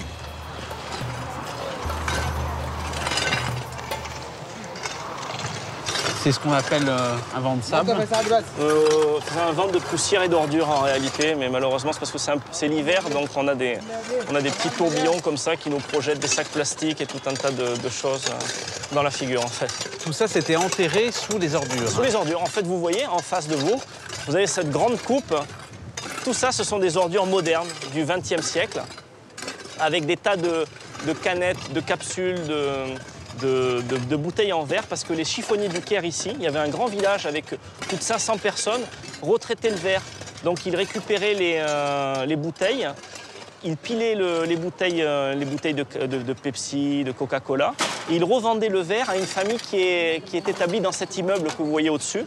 Et donc après, cette famille revend le verre pilé aux souffleurs de verre de Bab el Nasr. Et les souffleurs de verre de Bab el Nasr font des productions avec du verre à bulles que l'on retrouve après dans le Ran el Khalili, dans le souk des touristes. Vous avez donc toute une chaîne opératoire du retraitement des ordures de l'époque moderne, mais qui, on est obligé d'aborder aussi, c'est une sorte d'archéologie contemporaine que nous sommes obligés de faire avant d'arriver sur les niveaux médiévaux. Cela fait maintenant 10 ans que Stéphane exhume cette muraille. 10 années passées dans les poubelles du Caire, dans des conditions souvent très éprouvantes. Mais qu'importe, car le monument qui renaît ainsi est un symbole fort du passé prestigieux de la cité. Les remparts du Caire islamique ont en effet été bâtis par un héros du monde arabe, Saladin. Il voulait ainsi défendre sa nouvelle capitale contre les croisés. Finalement, les murs du Caire ne lui furent d'aucune utilité, car Saladin infligea plusieurs défaites à ses adversaires, en Syrie, au Liban, puis à Jérusalem. Il ne laissa donc jamais les croisés arriver jusqu'ici. C'est pourquoi ces remparts furent abandonnés et que des constructions s'installèrent à proximité. Ici, c'est une caserne de police. On se bat en fait contre la ville moderne afin de découvrir ces vestiges médiévaux. Et comme l'avait écrit Maspero, un célèbre chercheur français, le Caire est en train de détruire, de brûler les parchemins de sa propre noblesse. Et donc nous, ce que l'on fait, on essaie de lutter contre les entrepreneurs actuels et contre les diverses spéculations afin d'exhumer ces monuments, de les conserver, de les restaurer, de les présenter au public. C'est-à-dire que ça dépasse le cadre étroit de l'archéologue qui va fouiller pour publier des articles ou des monographies, mais c'est aussi présenter ce monument qui est une œuvre majeure de la fin du XIIe siècle au grand public. Au pied des remparts de Saladin, Stéphane retrouve les vestiges du Caire des origines. Les restes de la première enceinte de la ville, ainsi que des premières habitations. Et surtout, des objets du quotidien. Regardez ça. Là, on a un bout de lampe à huile. Tout ce que vous voyez tout autour de vous, là, écrasé en place, c'est les ordures de la ville du XIIe siècle. Alors, ces ordures-là nous intéressent, contrairement aux ordures, les sacs plastiques du XXe siècle, en fait. Voilà. Ça vous intéresse parce que, finalement, c'est le vestige de ces gens? Voilà, parce qu'en fait, le travail de l'archéologue, un archéologue passe 90% de son temps sur la fouille à ramasser les ordures des autres, hein, les ordures médiévales, antiques ou pharaoniques. Et donc là, on a toute la vie des gens avec les coquillages, les restes alimentaires, les ossements d'animaux, la céramique, des fois, parfois les pièces de monnaie ou les outils en bronze ou en fer. Là, on peut reconstituer la vie des gens à partir de ces niveaux d'ordures. Ici, le travail est loin d'être terminé, car des parties entières de la muraille de Saladin, encore enterrées, attendent les archéologues. Stéphane voudrait poursuivre dans la direction des 2 portes emblématiques de la cité médiévale. On est sur le front nord de la ville du Caire, avec Bab el Nasr ici, 59 mètres, 60 mètres de muraille fatimide et une autre porte que l'on appelle Bab el Foutou, la porte des conquêtes. Donc on est sur les 2 grandes portes fatimides de la ville. Les sultans fatimides, dynastie que Saladin renversa à son arrivée en Égypte. On leur doit ces 2 portes monumentales, construites il y a plus de 900 ans.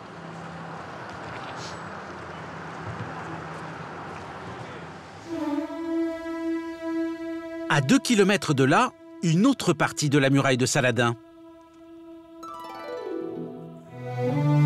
Elle a été entièrement restaurée par la fondation Aga Khan, avec laquelle travaille Stéphane. Voici à quoi ressemblait cet endroit il y a une dizaine d'années.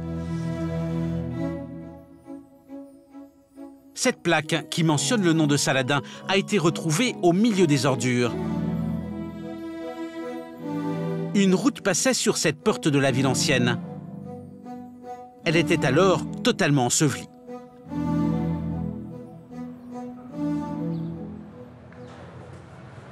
Ce qui est paradoxal, c'est que les ordures sont aussi ont été une très bonne protection pour ce patrimoine architectural. Autrement, on l'aurait détruit, on l'aurait dépecé, on aurait pris les pierres, etc. Autrement, voilà, c'est ça, il y aurait eu du pillage, comme il y en a eu sur beaucoup de monuments, et les pierres auraient été réemployées pour d'autres constructions. Hors les murs se trouvait une véritable colline d'ordures. 1000 ans de déchets domestiques jetés à l'extérieur de la ville. La fondation Aga Khan a créé ici un jardin de 30 hectares, l'un des plus vastes de la ville et l'un des plus fréquentés.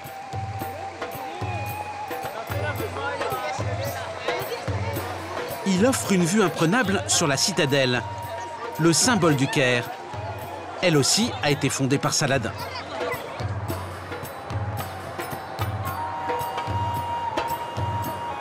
Mais les efforts ont aussi porté sur ce quartier de la ville ancienne, où se trouvent de véritables trésors d'architecture. Ce magnifique palais du XIIIe siècle, par exemple, encore abandonné il y a une dizaine d'années. Pour Stéphane, c'est une réalisation exemplaire. On la doit à une jeune égyptienne, Dina Bakoum. Vous savez, ce bâtiment était en très mauvais état quand nous sommes arrivés ici. Ces blocs de pierre étaient noirs. Certaines parties étaient sur le point de s'écrouler. Il était dans un état désastreux et demandait une intervention immédiate de notre part. Si nous n'étions pas intervenus, il aurait couru un grand danger.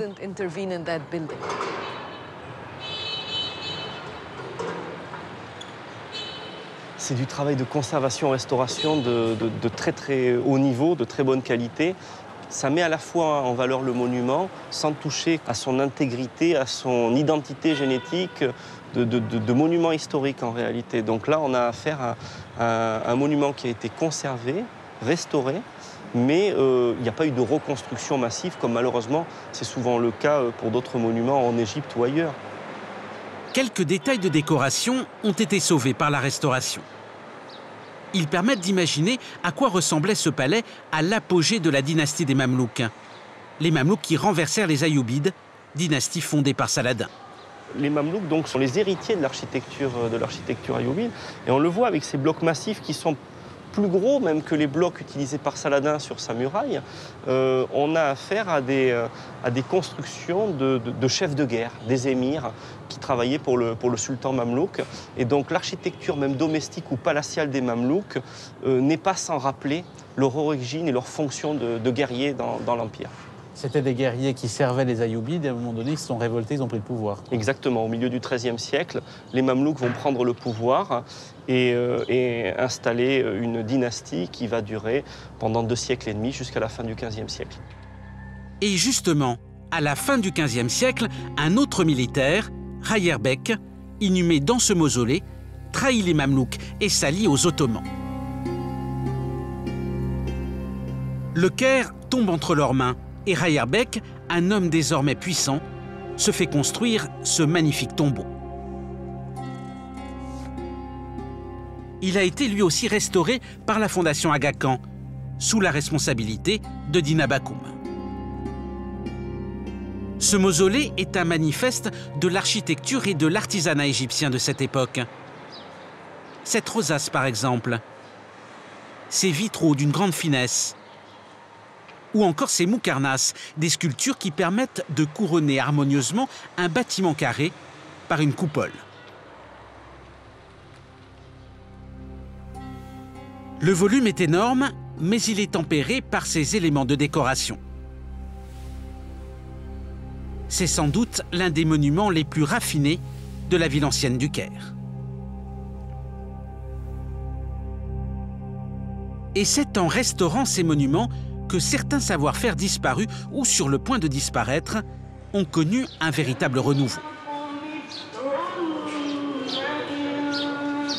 À 50 mètres du mausolée, Dina nous emmène ainsi dans une mosquée du XIVe siècle, qui est aujourd'hui l'objet d'une restauration d'envergure. La salle de prière est décorée des célèbres carreaux d'Iznik, une grande spécialité ottomane, les carreaux d'Iznik, qui lui ont d'ailleurs donné son nom, la mosquée bleue.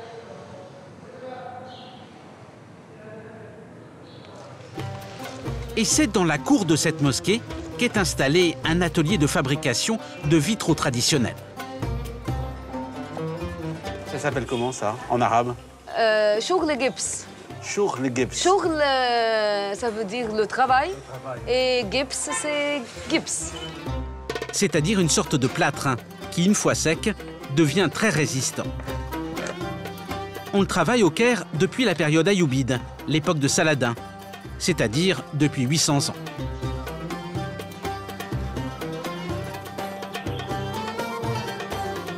On ne veut pas moderniser, mais on veut revitaliser cet artisanat, vraiment. C'est très important, parce que c'est notre patrimoine culturel et on veut le garder, on veut le protéger.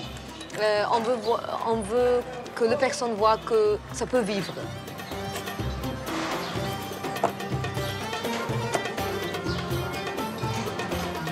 C'est très difficile et parfois, comme vous avez dit, quand Amr travaille, ça a l'air facile, ça a l'air très facile. Il travaille comme ça.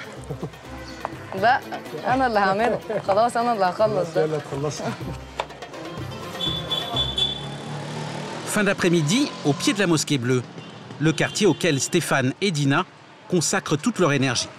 Ça, c'est le Caire populaire. Exactly. So here you're really in the living historic Cairo, you know?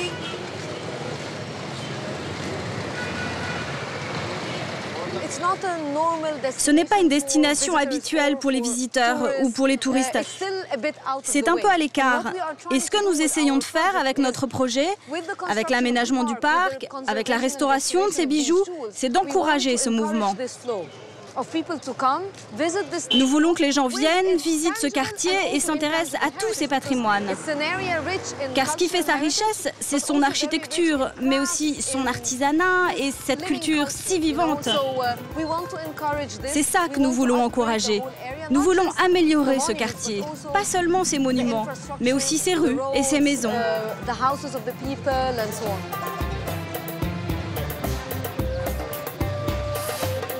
Ce quartier, le Darb el Armar, est animé d'une multitude d'ateliers, de petits métiers et de figures populaires. Ici, ce sont des religieux soufis avec leurs costumes spectaculaires. Dina souhaite qu'à l'avenir, cette vie intense et originale attire les visiteurs, qu'elle soit un centre d'intérêt tout autant que les superbes monuments du quartier.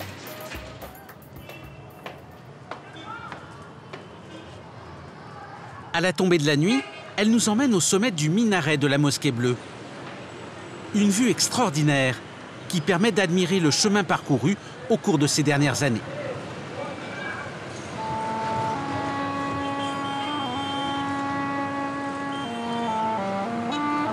Cinq chefs-d'œuvre d'architecture ont ainsi retrouvé leur splendeur passée. Mosquée, mausolée, palais, la ville ancienne du Caire renoue ici avec sa longue tradition d'excellence.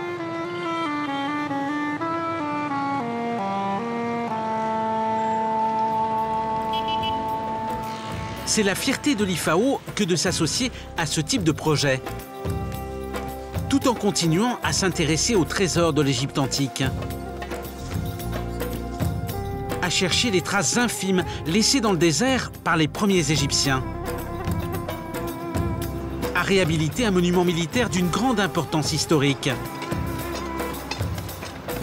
C'est cette diversité qui fait aujourd'hui son originalité et sa modernité.